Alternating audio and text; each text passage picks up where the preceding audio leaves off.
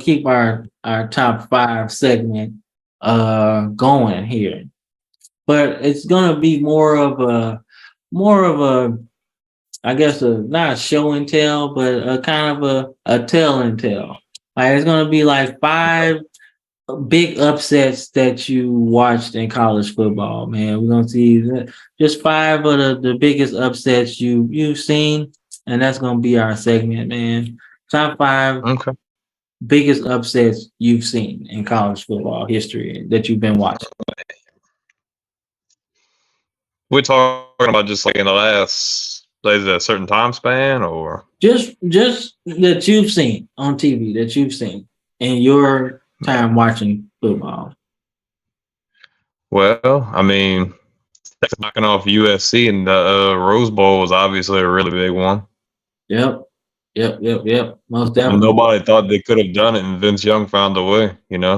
I think that's a really classic game that most people will go back to, but then, oh, I didn't think they were really going to be able to get that done. Yeah, they was down by a lot too, going into the fourth quarter. They was down by like 11 with like eight to go. And they made some plays, man. Vince Young went stupid, as they say. He went That's stupid, true. bro. I'll So, probably say that upset when Texas Tech had knocked off Texas too. good When it was one. Colt Most McCoy versus definitely. Graham Harrell, that was probably one of the best games I've ever watched because it literally went down to the wire when nobody thought that offense was gonna still have one of the most prolific offenses in the country, but they found a way to knock off Colt McCoy. I mean, that was a really good, Yeah, with 1 second left too. yeah, broke the tackle and found his way to get into the end zone. Yeah, dude was just grabbing. He thought he was gonna grab him out of bounds. Nah, Crabtree built different, dog. You should have grabbed him a little harder than that. Hmm. And I That's my mean, guy though. I love Crabtree. you could view this as an upset, but that LSU Bama game last year was a really good game. I Yeah, think I yeah. think obviously we probably either one of us probably couldn't have lived up to the expectations of what we wanted. But that one went down to the wire, and I feel like we were definitely the underdog going into that game because I think on offense we were still trying to figure out who we were, and obviously you're going in there with a Heisman winning quarterback and still other really good weapons and supporting cast as well. So to find yourself late in the game driving down the field, you score a touchdown, and now you're put in the same situation like you were in week one. So do you try to kick the extra point and risk getting blocked like you did against Florida State? Or do you put your stones on the table and say, you know what, we're going all in. If we get it, we get it. We don't, we don't. And Okay. then you run a quarterback rollout and you're able to hit your tight end in the end zone. I think that was a really big deal. Like it may not have had as much hype as a lot of those LSU Bama games from the past. I think that game just lived up to the hype. Even maybe the hype that wasn't there, but you know what I mean. Yeah, I do. But I feel like it wasn't a big upset in my eyes because Hmm. we had already lost. Yeah, I think it's just me going off of brandage. If you think about it, because I think the Yeah. players were still there. Like it just didn't live up to like maybe like the last 5 or 10 years, same kind of hype like that. But I think just from a brand perspective and just from that game perspective, I think it did, if that makes sense. No, I get it. I do because quite frankly, I thought we had a way better team because we had Bryce Young. Like I was That's like, what dude, I'm we got saying. Bryce Young, bro. Like I don't think anybody. I'm not LSU don't beat us. Like no, they can't score enough, Yeah, right? because our offense can score points, but just not as high of a level as y'all have been doing, Right. And if that makes I was sense. like, no way they scored with us. But somehow, some way, we couldn't do nothing that night. And Harold Perkins' helmet was in Bryce Young's chest all night long. And ain't nothing they could do about it. They tried to chip him, they tried to double team him, they tried to roll away from him, and he still got to the I was like, bruh, come on, man. It ain't happening. Somebody got to hit this guy, man, because he getting like all night. And that just kept the game close because we couldn't do nothing on third down. Like, I was like, bruh, this Hmm. is booty. And then when we had y'all, that's when he threw the interception in the end zone. I was like, bro, you gotta be Hmm. kidding And me, man. that's what led to the drive that won the game right there. Yeah, so I was like, whatever, man. I think another really good upset, and I don't have fond memories watching that game, but you remember when Appalachian State was still an FCS team? And Yeah, they found a way to knock off Michigan in the big house when nobody would have freaking put any money on that. that was live. That was live, dog. That was a live upset. I'm just That saying, felt like, good. That felt good to watch because I was like, because all they was doing all off season was talking about, man, Michigan gonna win it all. Michigan hella good. I was like, nah, not no more. Hey, and then they dropped the next game to Oregon, which ended all of that. I was like, yeah, pretty much. And I was like, it's over they with. upset We somebody else done, in bro. recent years too. I forget who. Yeah, I like forget that who the was other they team done, was. bro. Like that was the craziest game I ever seen. Dog. I was like, what? How did they lose Because that it game? literally went And down to the last second. Monty Edwards, their quarterback, he went off, like off. So yeah, man, that was a good one. That was a real good one. Yep. Mm-hmm. Yeah. So uh, I think that was 5. I think you got one more. One more. Oof. You I got wish I one. would have had some time to prepare for that. I really came up with a better thought process here. No, Huh. it's all good. It's all good. That's why I saved it for the end. That's why I didn't tell you what the segment was. I wanted to Yeah, say I kind of exactly. figured. That's why I wanted to. That's why I wanted to kind of just just a raw segment. Just like let's get our thoughts out here Mm-hmm. without even Because I thinking. feel like there's so many that if I took a few minutes, I probably could find out. I mean, probably between me and you, I mean, can't even tell you how much college football I've watched since I was a kid. But man, that's freaking tough. Man, I really don't know. There's so many. All right. Well, all right. I'll go. I'll go because I'm pretty I sure got. you're gonna have one that you immediately gonna say, and I'm gonna be like, okay, that counts. So If that makes sense. my first biggest upset is South Carolina beating Bama. Um, I Mm-hmm. forgot his name. I think his name is either Connor Shaw or something like that. One of those. The Alshon Jeffrey team. And they beat Yeah. us. Yeah, they beat us. I mean, they beat us on the ball, off the ball. They beat us all game, and nothing we could do about it. That was a tough game because I was like, man, South Carolina ain't nothing, bro. Like they suck. Leave us alone. Like, but South Carolina was That good, man. jogs my memory. Now I know. Yeah, Alshon Jeffrey clowned us that day. That day. You know what I'm saying? Now that was a tough game, man. A tough game. I hated that. Let me see. One of the biggest upsets. The year Charlie Strong beat Oklahoma that year. Um, Yeah. when he beat Oklahoma that year. I don't know what year it was, but that was a big upset for me because I think that saved his job for a little while longer in a sense because Mm-hmm. they wanted him out and they're saying he wasn't a head coach and everything. But shoot, man, he was trying to change the program around. But he beat Michigan that year and how they picked him up on their shoulders and he was giving them the wave on the fans and stuff. That was lit. I like that a lot. That was one of my top upsets. I'll throw the year Illinois beat Ohio State to go to the Rose Bowl.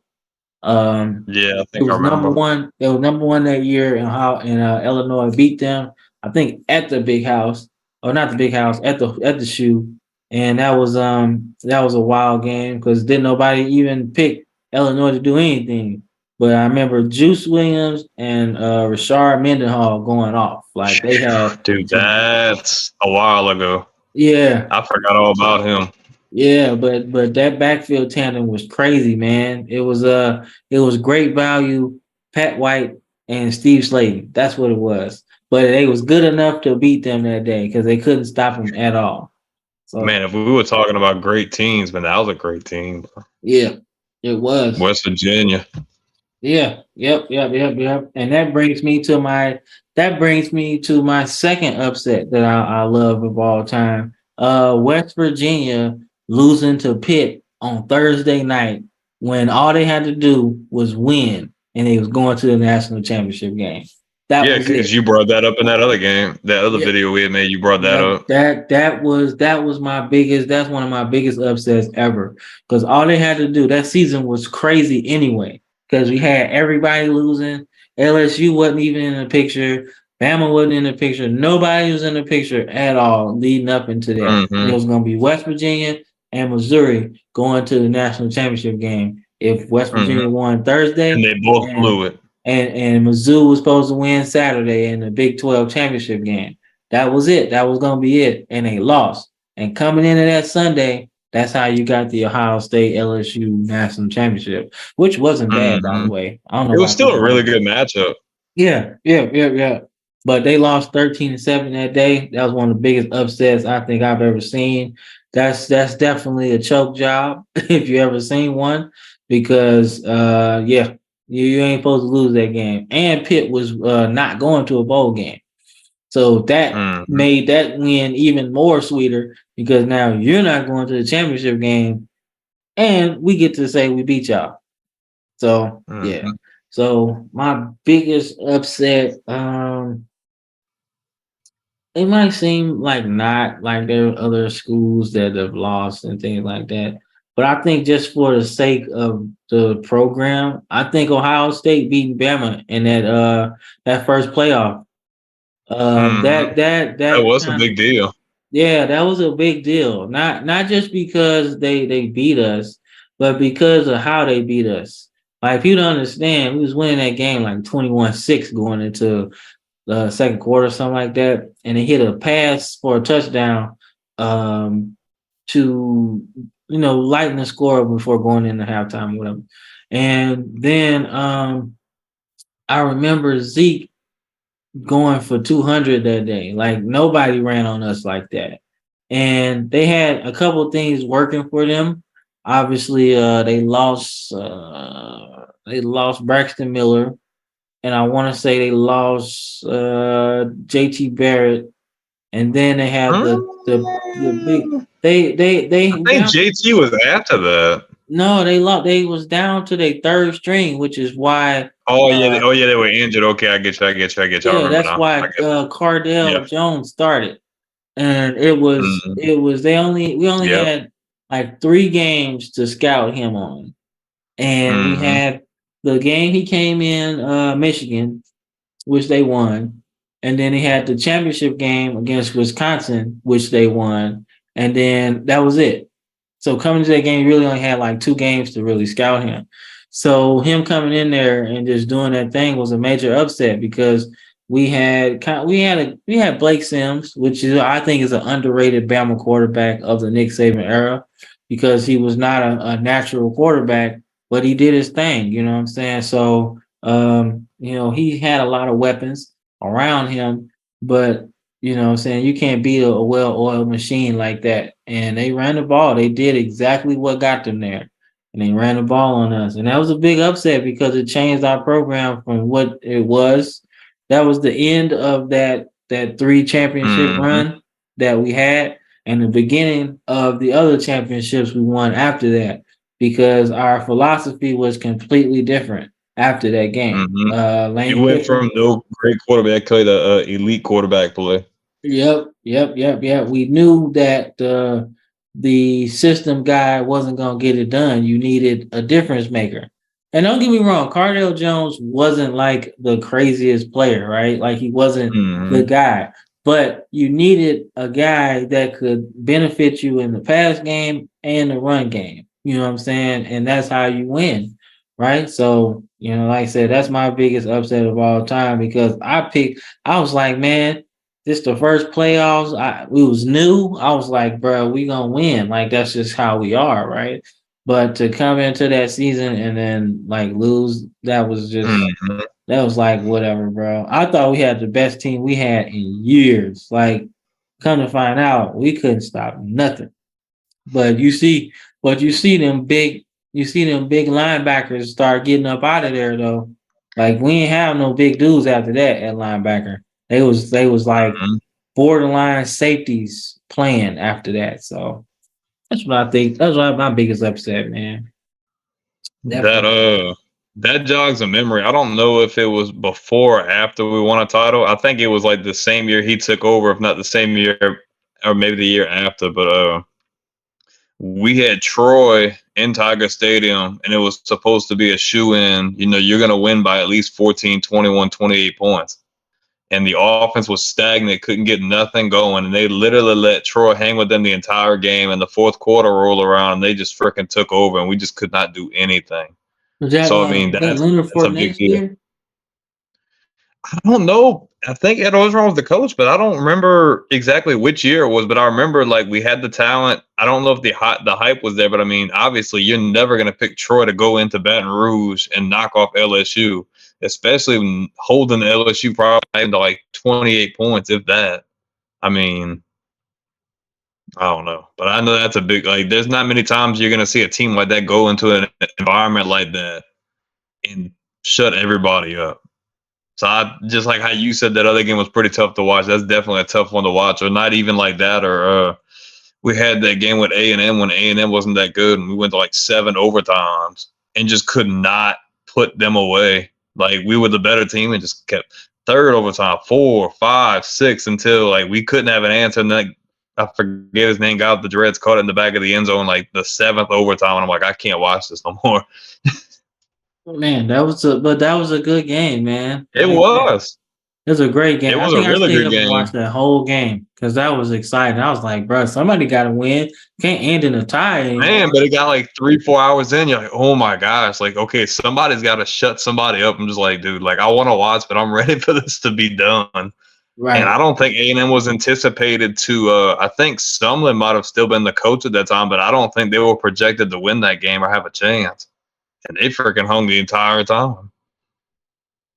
Yeah. I mean, like I said, I'll throw another Bama loss that kind of stuck with me.